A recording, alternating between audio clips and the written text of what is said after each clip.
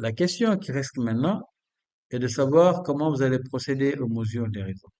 Très bien. Il existe globalement deux types de méthodes, deux méthodologies différentes de réaliser ce genre de mesures.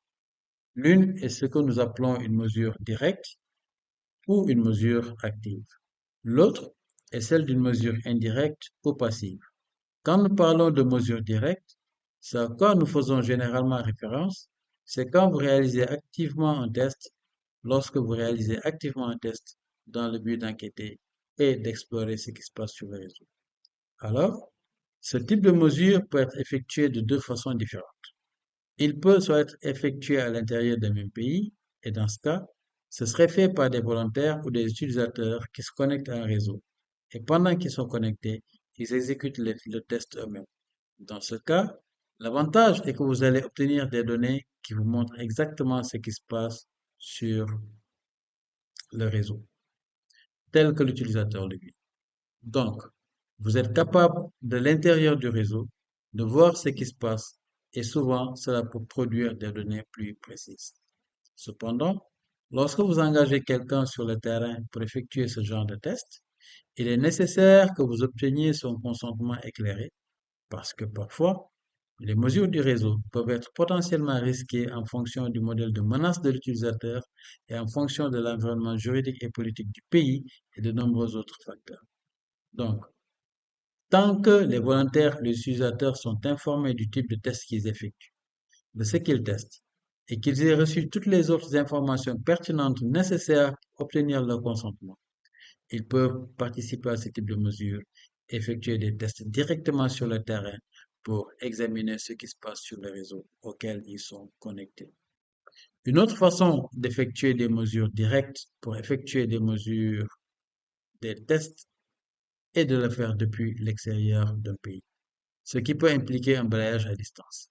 L'avantage est que parce que vous ne comptez pas sur des personnes sur le terrain pour effectuer des tests, il y a potentiellement moins de risques. Mais un autre avantage aussi, c'est que vous pouvez potentiellement tester beaucoup plus de sites web et beaucoup plus de services que ce que vous pouvez tester sur le terrain en tant qu'utilisateur. Mais puisque vous n'effectuez pas les mesures à l'intérieur du pays, il y a un risque que les données soient un peu moins précises. Donc, il y a différents avantages et différents inconvénients selon l'approche que vous choisissez. Les deux sont complémentaires et les deux sont essentiels. Donc, voilà un peu résumé les mesures directes. Une autre forme de mesure est ce qu'on appelle une mesure indirecte. Dans ce cas, vous n'effectuez pas vraiment de test de manière active. Dans ce cas, il s'agit plutôt de collecte et d'analyse de la télémétrie. Un exemple de ceci est par Google.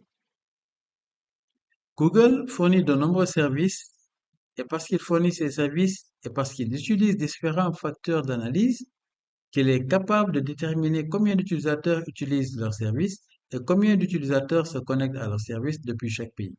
Quand ils se déconnectent de leur service, quelles qu'en soient les raisons évoquées, dans ces cas, on peut voir qu'ils arrêtent soudainement de recevoir du trafic de ces pays spécifiques.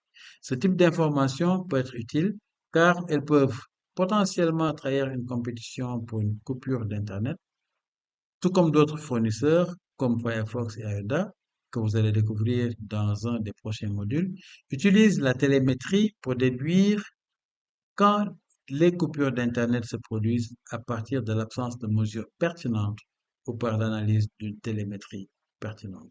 Dans certains cas, les projets peuvent combiner des mesures directes et des mesures indirectes.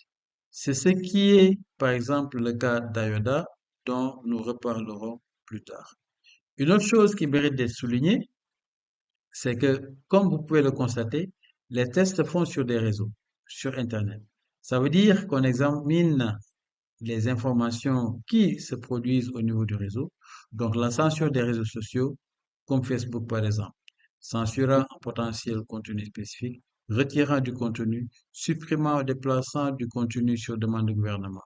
Ces formes de contrôle d'information sont hors de portée de cette formation puisqu'elles concernent, puisqu'elles font partie de toute une autre recherche.